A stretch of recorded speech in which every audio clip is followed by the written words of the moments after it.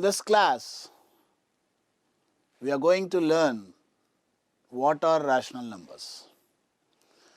See, in your previous classes, you might have come across with some simple equations. Say suppose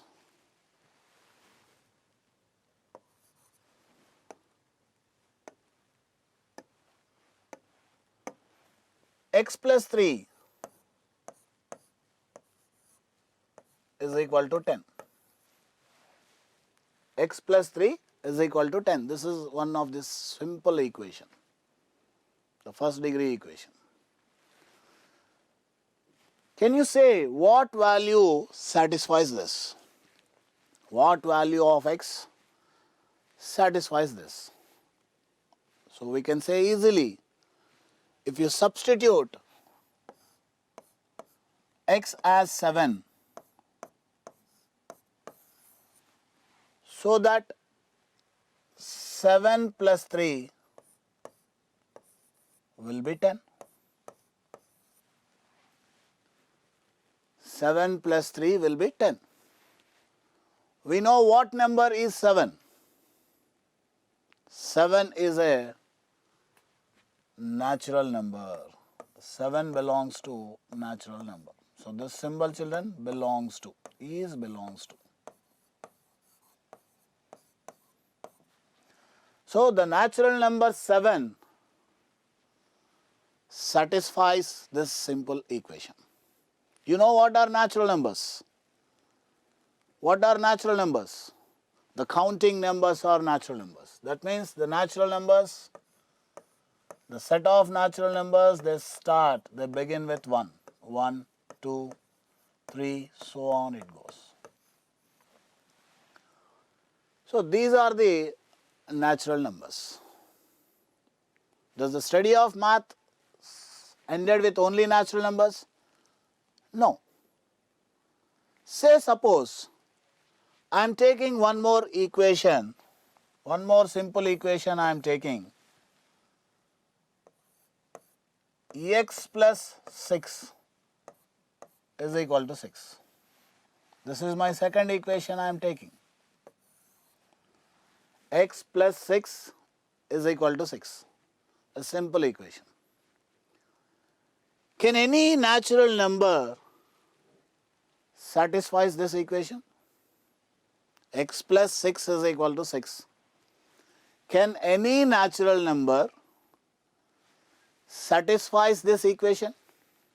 Say suppose the least natural number I am keeping x, the least natural number which is 1 I am keeping in place of x.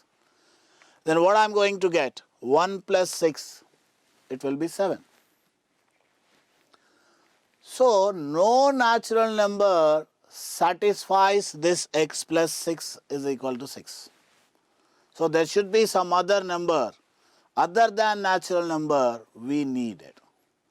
What is that other number? That other number is 0. So in place of x, if we keep 0, then 0 plus 6 is 6. Do we have this 0 in natural numbers? No. We do not have 0 in natural numbers. The natural numbers, they start from 1. So, the natural numbers together with 0, the natural numbers together with 0, we call whole numbers. So, this 0, it belongs to whole numbers. So, we got, as we needed 0, the whole numbers are brought into the picture. So what do we have? So we have whole numbers, the set of whole numbers, we got them 0. It starts from 0, 1, 2, 3, so on like that. Natural numbers are the counting numbers 1, 2, 3, so on. The natural numbers together with 0 are whole numbers. So to solve these kind of simple equations, we need a whole number. Does the study stop here? No. Let us see one more. Let's have one more equation. Say suppose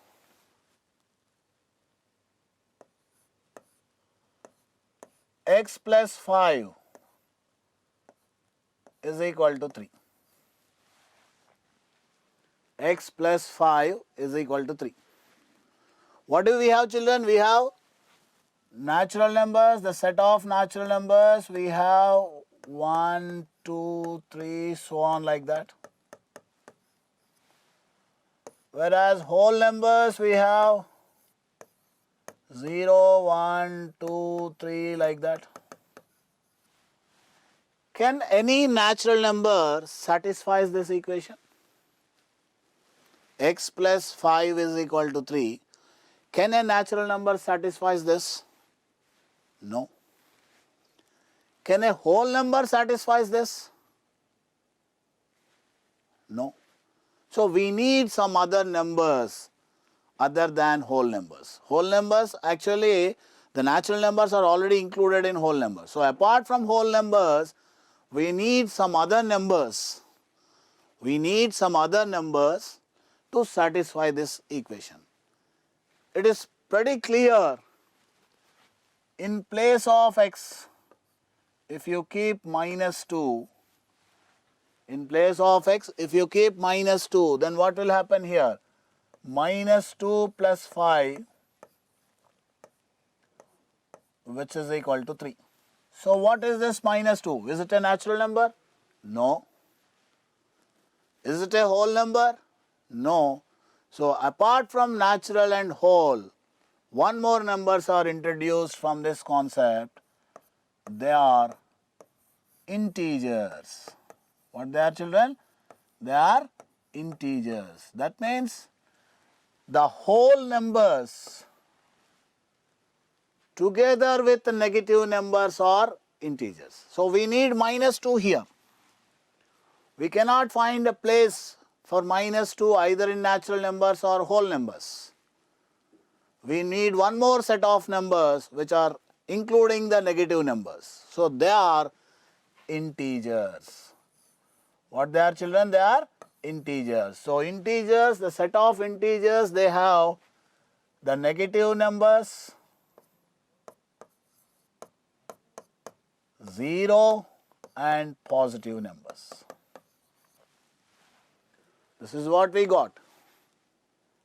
So we have introduced the natural numbers, that is n denoted by n.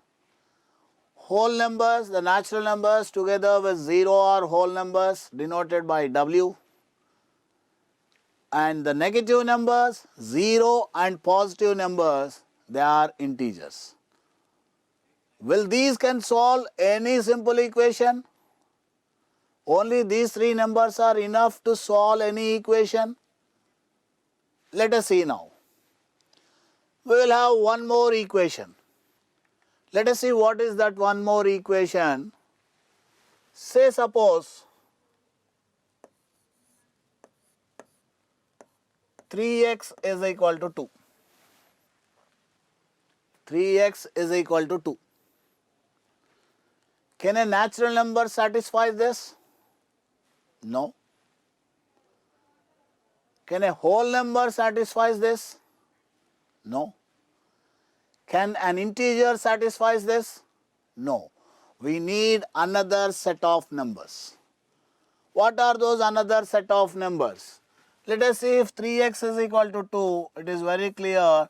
In place of x, if you substitute as 2 by 3, then only this equation will be satisfied. Let us see how. See, 3x is given, so 3 into, in place of x you keep 2 by 3, then this 3 and this 3 get cancelled, you are left with 2. Then what these are? What these are? It is not a natural number, it is not a whole number, it is not an integer. Let us have one more example. For example, 2x plus 4 is equal to 3. 2x plus 4 is equal to 3. Now you simplify this, children, as simple equations you have learned before.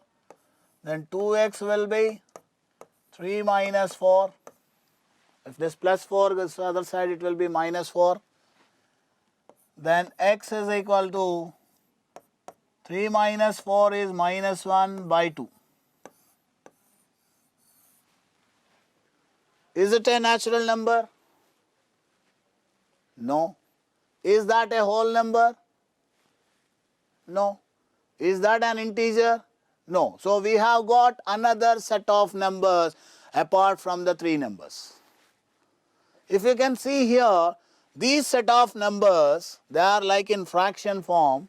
That means they are in the form of p by q. The numbers are in the form of p by q here. There is a numerator as well as denominator. If you see the numerator here and denominator, whether it is positive or negative, here also there is a numerator as well as a denominator. So these numbers, they are in the form of p by q. And one more very important point, children.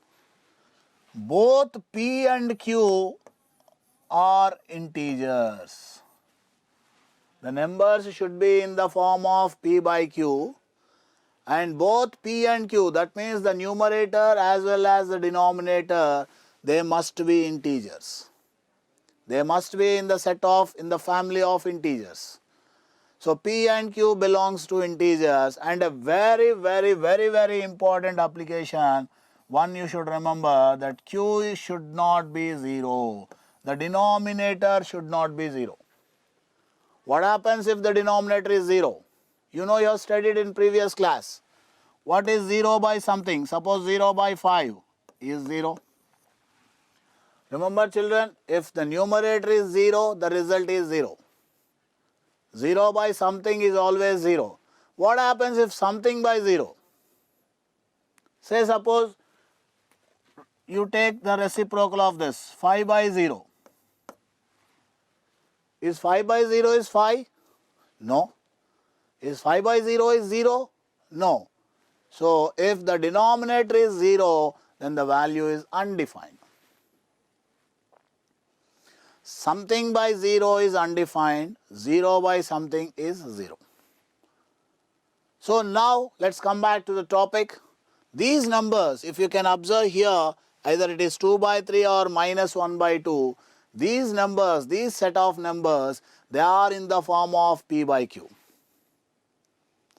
These numbers, they are in the form of p by q, and q is not equal to 0. The denominator should not be 0. We just learned what happened if the denominator is 0. If the denominator is 0, the result will be undefined. That is why what is the important point you should remember?